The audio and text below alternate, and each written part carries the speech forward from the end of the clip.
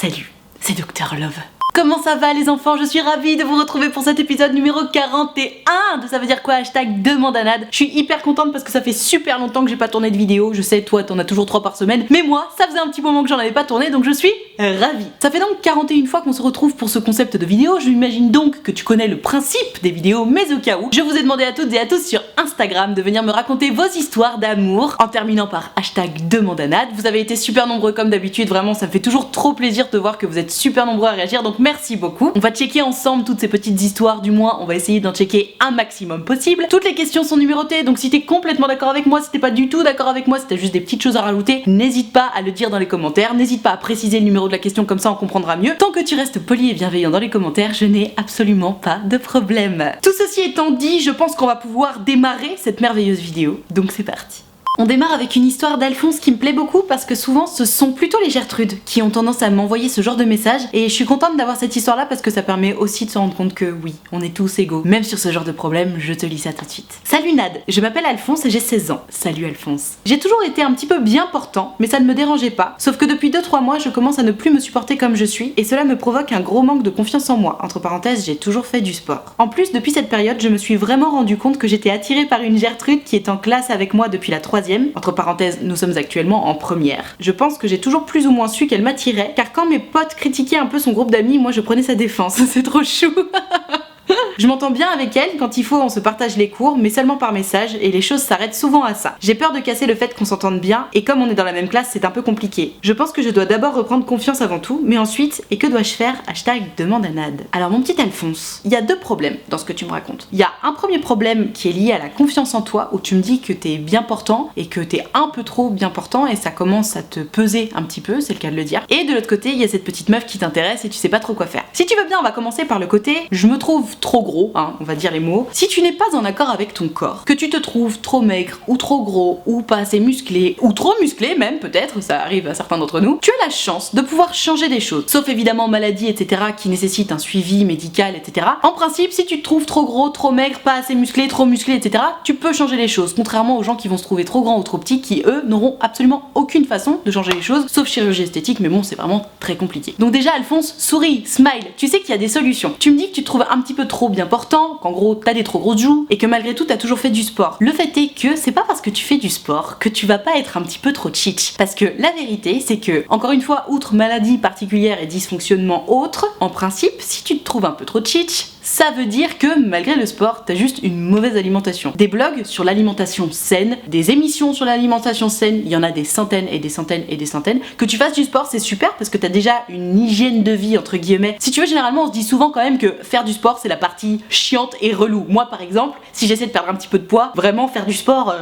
ça va me saouler, tu vois. Toi t'as déjà le côté le plus difficile entre guillemets, t'as déjà la motivation et sans doute la passion de faire du sport régulièrement. Donc ça c'est super. Maintenant, si t'as envie de perdre un petit peu du poids de façon intelligente, évidemment continue le sport et au lieu de manger des pizzas, des gâteaux, des bonbons et des sodas, et ben tu manges des poireaux, des pommes de terre, tu manges sain et équilibré et tu vas voir normalement tu vas fondre comme ça parce que déjà tu fais du sport en fait. Il s'agit pas d'arrêter de manger, il s'agit évidemment pas de s'affamer, mais simplement, et ce mot est très à la mode mais je l'aime beaucoup, faire du rééquilibrage alimentaire. Alors je suis désolée, on n'est pas du tout dans la thématique Dr Love pour l'instant, mais si tu t'intéresses à toutes les émissions sur la bouffe, mais tu vas te rendre compte à quel point on mange de la merde en permanence. Si jamais ça t'intéresse, n'hésite pas à checker les caches investigations entre autres, parce que c'est vraiment les reportages les plus intéressants et les plus faciles d'accès sur le sujet, sur la bouffe, sur les légumes, sur la viande. Mon dieu, c'est l'enfer, on se rend compte à quel point on bouffe de la merde. Donc check ça si ça t'intéresse mon cher Alphonse, mais si tu te trouves un peu trop cheat et que tu fais déjà du sport, franchement, fais juste attention à ce que tu manges et tu vas fondre, mais comme ça quoi. Encore une fois, il s'agit surtout pas de t'affamer ou quoi que ce soit, mais et aussi il s'agit surtout pas de chercher la shape Photoshop, la fameuse, celle dont tout le monde rêve parce qu'elle n'existe pas. Mais si tu sens que bah voilà t'es un petit peu trop gras et que t'as envie de perdre un petit peu, fais attention à ce que tu manges et en principe tu devrais vraiment pas avoir de problème. Aussi le grignotage c'est très très mauvais, donc attention à ça. Deuxième point, tu me dis oui il y a ta Gertrude nanana. Donc si tu sens que tu as besoin de perdre un petit peu de poids, un petit peu de ce gras qui te dérange en ce moment, pas de souci, fais-le avant si ça peut t'aider à prendre confiance en toi. Ensuite côté Gertrude, franchement ça m'a pas l'air absolument impossible ton histoire parce que bon, vous vous connaissez depuis longtemps, ok,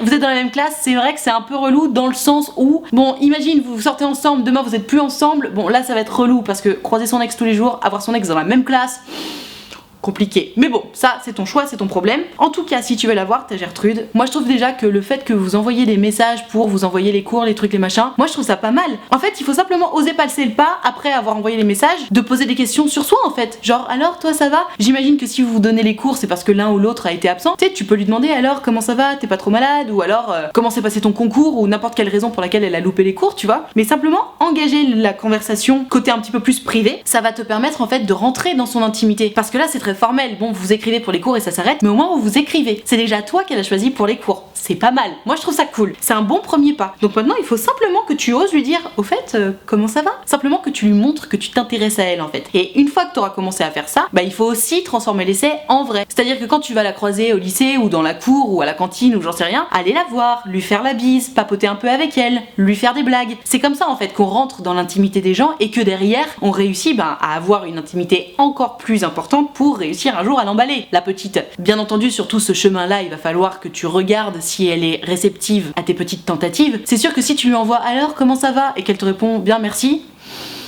bon, c'est qu'il y a peut-être pas grand chose à espérer. Mais si tu sens qu'elle rentre dans la conversation, qu'elle te pose aussi des questions et tout, bah c'est peut-être que c'est bien engagé quoi. En tout cas voilà, bon, pour cette histoire de poids, évidemment ça te regarde, c'est toi et toi-même comment tu te sens. Si t'as envie de perdre un peu, perds un peu, si t'as pas envie, personne ne t'y oblige. Et côté Gertrude, je pense que il faut simplement que t'oses sortir un petit peu de ta zone de confort, et puis tâter un peu le terrain aussi, bien sûr, et puis si tu vois qu'elle est intéressée, tu fonces.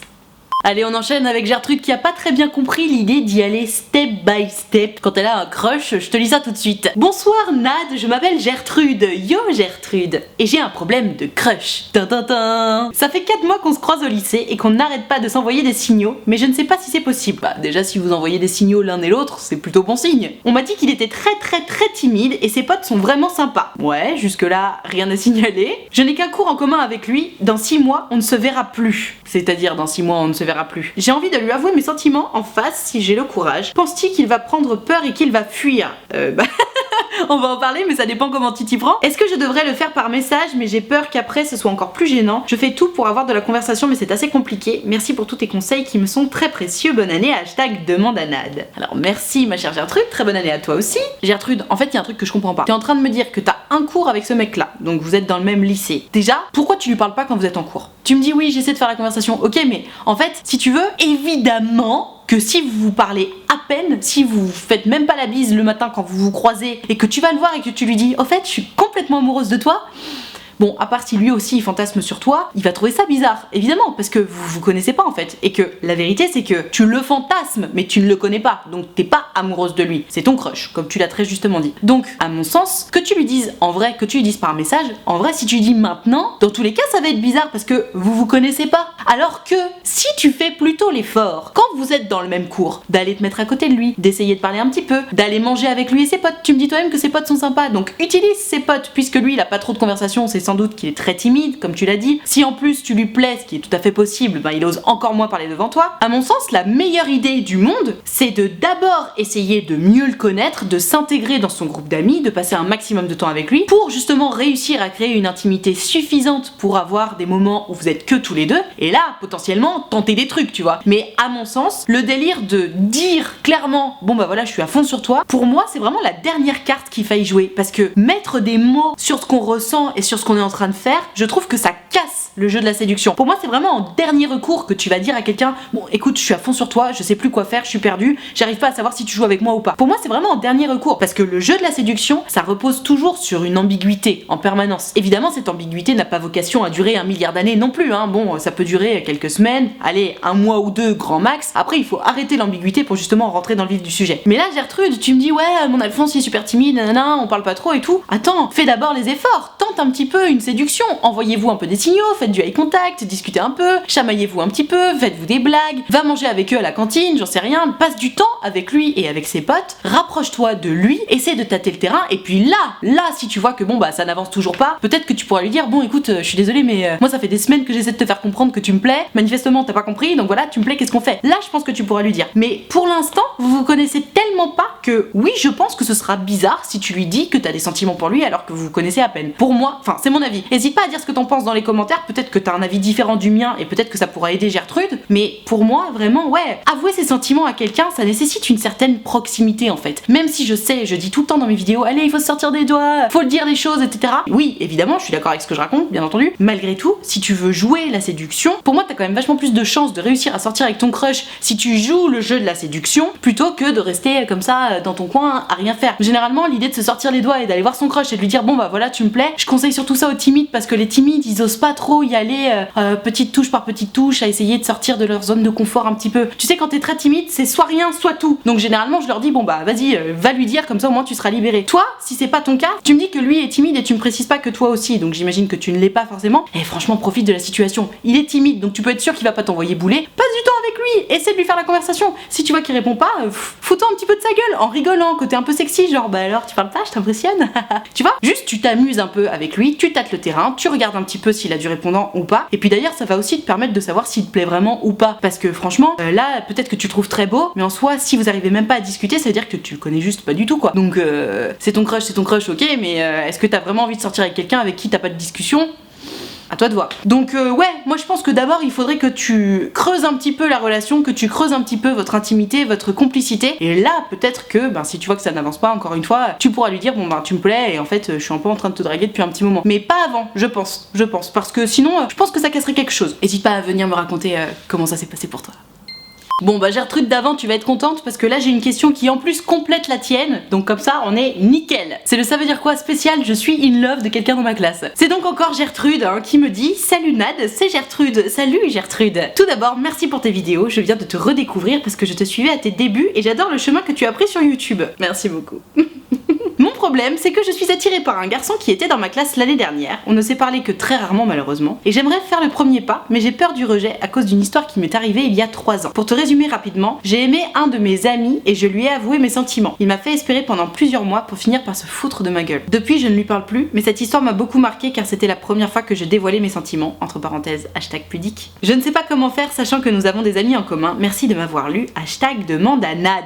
Alors ma Gertrude, c'est pas facile. J'ai pris ta question parce que même si elle ressemble beaucoup à celle qu'on vient de voir juste avant, moi ce qui m'intéresse dans ta question, c'est quelque chose que je vois très souvent, notamment dans mes rendez-vous sur utilefutile.fr. Des gens qui me disent je n'ose pas faire ça parce que il y a 3 ans, il y a 5 ans, il y a 1000 ans, je me suis pris un traumatisme dans la gueule qui était exactement ce que t'as vécu Gertrude, c'est ouf. Ça revient vraiment très souvent. J'ai avoué mes sentiments à quelqu'un qui s'est foutu de ma gueule d'une manière ou d'une autre. Que ce soit vraiment du haha elle est amoureuse de moi, ce qui est vraiment horrible, ou alors je joue avec tes sentiments, ou alors une humiliation. Dans tous les cas, toutes les personnes qui ont ouvert leur cœur et qui se sont pris une énorme bâche comme ça, derrière elles n'osent plus jamais s'ouvrir. Et je peux tout à fait comprendre parce que c'est vrai qu'on ne badine pas avec l'amour comme dirait l'autre. C'est vrai, c'est important, on rigole pas avec l'amour, on joue pas avec les sentiments, c'est quelque chose d'important. Et c'est sûr que si tu me dis il y a 3 ans, donc tu devais être drôlement jeune parce que là t'es au lycée donc tu devais être au collège, t'es allé voir un mec, tu lui as dit voilà je suis amoureuse de toi et lui s'est foutu de ta gueule, il t'a fait espérer et au final il s'est rien passé, je comprends tout à fait que tu aies mal et que tu aies une espèce de traumatisme au fond de toi parce que en fait il s'est passé quoi? T'étais amoureuse, t'étais sincère, c'était la première fois, donc tu t'es ouvert comme si t'allais jamais souffrir puisque tu savais pas ce que ça faisait de souffrir à cause de l'amour. Donc tu t'es ouvert au maximum, lui il a fait comme ça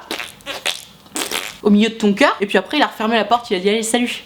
Et toi derrière ça t'a mis du temps à te reconstruire. Déjà la bonne nouvelle c'est que t'es retombé à fond sur quelqu'un, donc ça veut dire que tu as de nouveau l'envie de t'intéresser à ça et c'est une bonne chose. Maintenant il faut absolument que tu comprennes que c'est pas parce que ce garçon là il y a 3 ans s'est moqué de toi entre guillemets, d'ailleurs je pense plus qu'il ne savait pas ce qu'il faisait plutôt qu'il avait vraiment envie de te faire du mal et il avait envie de jouer avec toi. Enfin tu me dis que vous étiez au collège, je pense qu'il avait juste aucune conscience de ce avec quoi il jouait, honnêtement c'est malheureux mais je pense que c'est ça, en tout cas j'espère que c'est ça. En tout cas ce que je veux dire c'est que c'est pas parce que ce garçon t'a fait du mal que le prochain va t'en faire. Cette expérience là dans laquelle tu as souffert, elle doit te servir de leçon entre guillemets. Tu te souviens, j'imagine très bien de la façon dont ça s'est passé. Tu te souviens également, j'imagine très bien de tous les panneaux de signalisation qui sont passés devant ta gueule et que tu as choisi de ne pas voir. Tout cela, il faut absolument que tu les enregistres et que tu t'en souviennes pour que la prochaine fois que tu arrives dans une situation pareille, tu te dises ah ça c'est le premier panneau de signalisation de ce que j'avais vécu la dernière fois. Peut-être que je peux le laisser passer. Tu peux peut-être laisser passer le deuxième, mais pas le troisième. Tu vois ce que je veux dire? Simplement c'est la différence entre avoir appris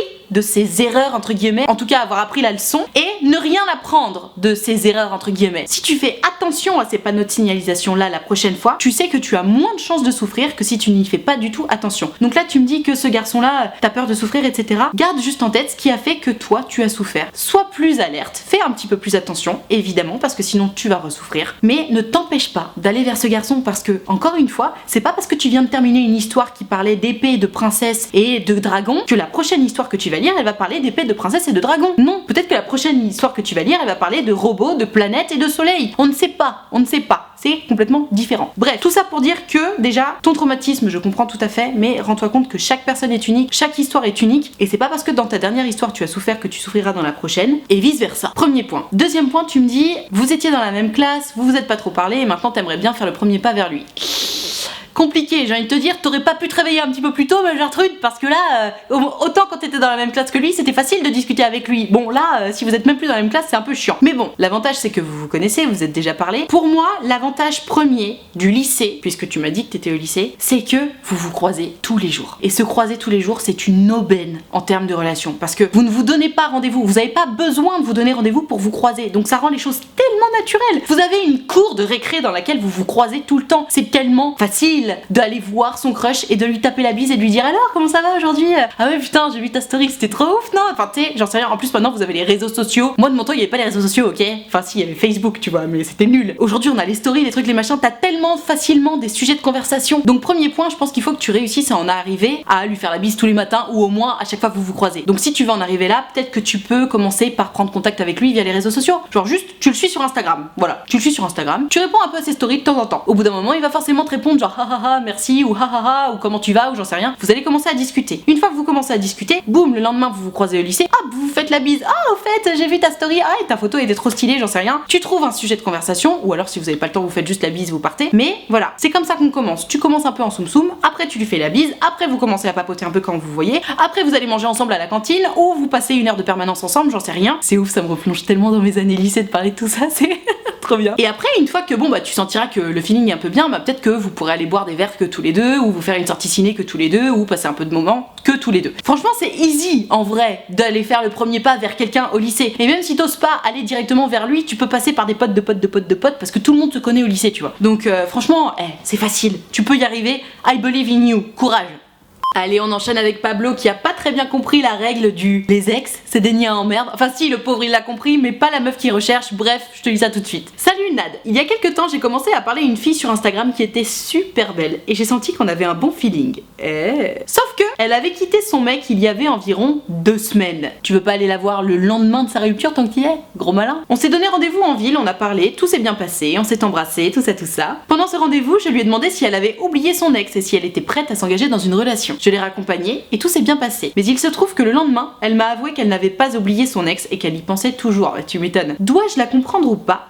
Demande à Nad. Alors Pablo, j'ai envie de te dire, bah évidemment, t'as juste pas d'autre choix que de la comprendre. Ça c'est une évidence. Hein. De toute façon, elle a pas oublié son ex, elle a pas oublié son ex. Que tu choisisses de comprendre ça ou de pas le comprendre, le fait est que elle n'a pas oublié son ex. En fait, ce que t'as pas compris, mon pauvre Pablo, c'est que à partir du moment où tu sors d'une relation, 2 semaines, c'est évidemment trop court pour oublier ton ex. Même si c'est une histoire, tu sais, qui a duré 1 semaine, mais vraiment, hein. À partir du moment où tu sors avec quelqu'un, ça veut dire qu'il y avait quelques semaines avant pendant lesquelles t'as essayé de draguer la personne, pendant lesquelles tu l'as chiné un petit peu, t'as joué un jeu de séduction et au final tu réussis à sortir avec cette personne. Et même si l'histoire ne dure qu'1 semaine, ce qui est très très court, évidemment 2 semaines derrière t'y penses encore, mais c'est normal parce que tu viens de passer plusieurs semaines dans le jeu de la séduction, dans la drague, dans le côté de ah j'espère un message, de j'espère le croiser, etc. Et si la relation se termine, bien sûr que 2 semaines après tu penses toujours à ton ex. Alors selon le degré d'importance de la relation, t'y penses toujours plus ou moins fort et de façon plus ou moins dérangeante pour la suite, mais bien entendu que si tu commences à discuter avec une petite meuf qui te raconte coucou j'ai quitté mon ex il y a que 2 semaines, évidemment que par la suite ça va être compliqué. Et si tu veux, le problème en fait c'est que avant de l'embrasser tu lui dis alors t'as oublié ton ex et tout, t'es prête à passer à autre chose. Là sur ce moment là elle est en train de te draguer, donc elle va pas te dire non. Et d'ailleurs sur le moment elle a pas le sentiment de pas avoir oublié son ex, elle a plutôt le sentiment de l'avoir oublié puisque elle est attirée par toi. Donc je pense que c'était plus ou moins sincère quand elle t'a dit qu'elle avait oublié son ex. Sauf que après vous vous embrassez et là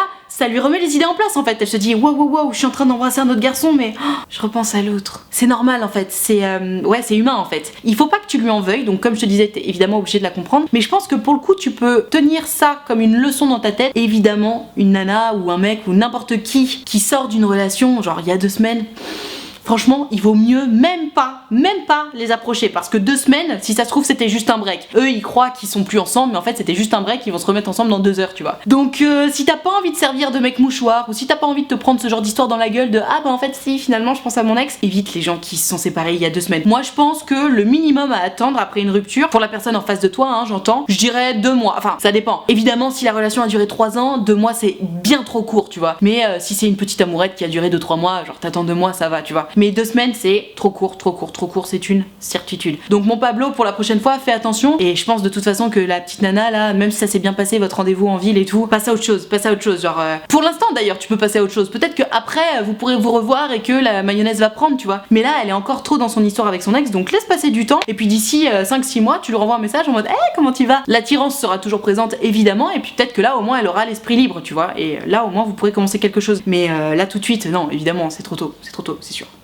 Histoire compliquée de Gertrude, bichette, c'est pas facile. Elle me dit « Salut Nad, moi c'est Gertrude. » Salut Gertrude. Il y a quelques temps en soirée, j'ai fait une blague à un pote en faisant mine d'être triste parce qu'il m'avait supprimé de Snap et que du coup, je ne pouvais plus lui envoyer des trucs marrants. Un autre de mes amis avec qui j'ai beaucoup de points communs, entre parenthèses, donc on parle souvent beaucoup quand on se voit, a dit que lui, il voulait bien m'envoyer des snaps. Au début, je pensais qu'il avait dit ça comme ça, puis après la soirée, j'ai commencé à recevoir des snaps tous les jours pendant 1 mois et demi. Trop chou, c'est trop mignon. Malheureusement à la fin, il a commencé à m'envoyer des photos de lui et sa nouvelle copine au lieu des photos habituelles. J'ai donc décidé d'arrêter de lui répondre. Oh ma bichette, mais il est pas malin lui, c'est quoi son délire? Depuis, on se voit moins souvent mais on est quand même proches. Pendant cette courte période où on s'envoyait des snaps, j'ai commencé à développer des sentiments à son égard. Mais tu m'étonnes, quelqu'un qui t'envoie des messages tous les jours, c'est normal. Du coup ma question c'est, est-ce que tu penses qu'il a pu lui aussi en avoir pour moi ou est-ce que j'ai tout imaginé?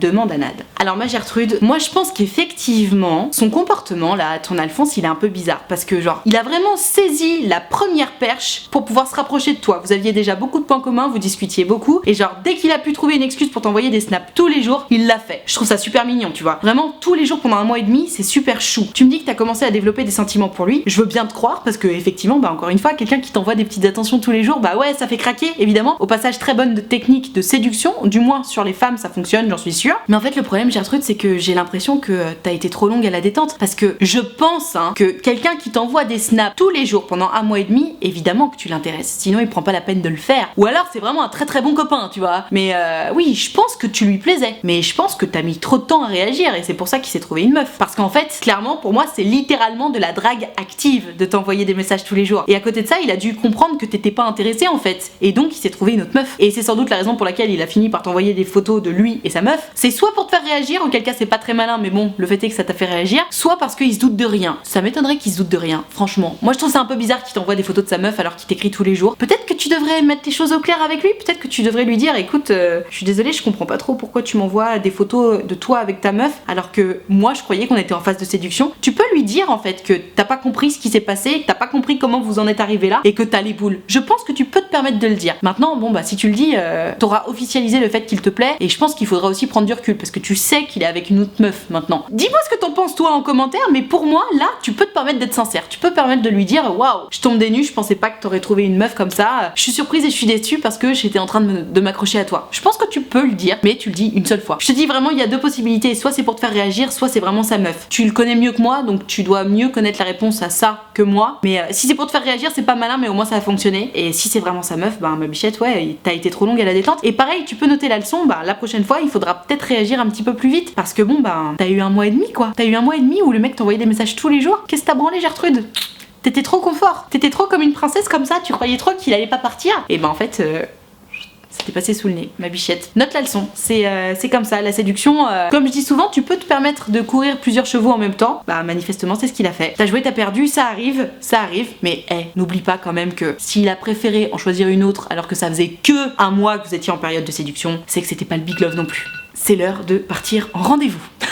Mon rendez-vous étant enfin terminé, je peux enfin te dire que ça y est, cette vidéo est terminée. J'espère que ça t'a intéressé, j'espère qu'elle t'a appris des choses, j'espère qu'elle t'a plu. Si c'est le cas, mets-moi le pouce bleu, ça me fera trop plaisir. Tu peux également t'abonner à cette chaîne YouTube, ça me fera encore plus plaisir, toi-même tu sais. Si tu veux partager cette vidéo à quelqu'un dont tu penses que ça pourra aider un petit peu la situation, surtout n'hésite pas, ce sera génial. Tu peux mettre des commentaires d'amour. À tous celles et ceux qui voudraient pouvoir m'envoyer leurs histoires pour les prochaines vidéos, c'est sur Instagram que ça se passe, donc tu n'as qu'à venir me suivre. Tu verras, je fais toujours des stories dans lesquelles je précise quelle vidéo je suis en train de préparer, et c'est à ce moment-là qu'il faut m'envoyer ton histoire. Je poste aussi des petites photos, des petites vidéos, bref, je t'attends dès à présent sur Instagram. Si tu veux prendre rendez-vous avec moi pour me raconter ton histoire d'amour, tu peux le faire sur mon site utilefutile.fr. Tu peux choisir de prendre un rendez-vous de 20 minutes ou de 45 minutes, et tu peux choisir de me raconter ton histoire à l'écrit, au téléphone ou en visio, selon ta personnalité, si t'es un petit peu timide ou pas. Je te laisse checker les tarifs et les modalités sur mon site, mais sans me la péter, il est plutôt clair et plutôt bien fait, je crois. Je te rappelle également que l'option de souscription payante à ma chaîne YouTube est activée, ce sont les abonnés de Diamant. On a un groupe Facebook dans lequel on discute tous ensemble, il y a une très bonne ambiance. Je fais régulièrement des lives Facebook exclusifs pour les abonnés de Diamant, 3 fois par semaine à chaque fois que je sors une vidéo en fait. Donc si t'as envie de venir les rejoindre, surtout n'hésite pas, c'est 5 € par mois, il y a bien sûr aucune obligation, mais si jamais, je te promets que tu seras bien accueilli, c'est une certitude. Tout ceci étant dit, merci infiniment d'avoir suivi cette vidéo en entier, et moi en attendant la prochaine vidéo, je te fais des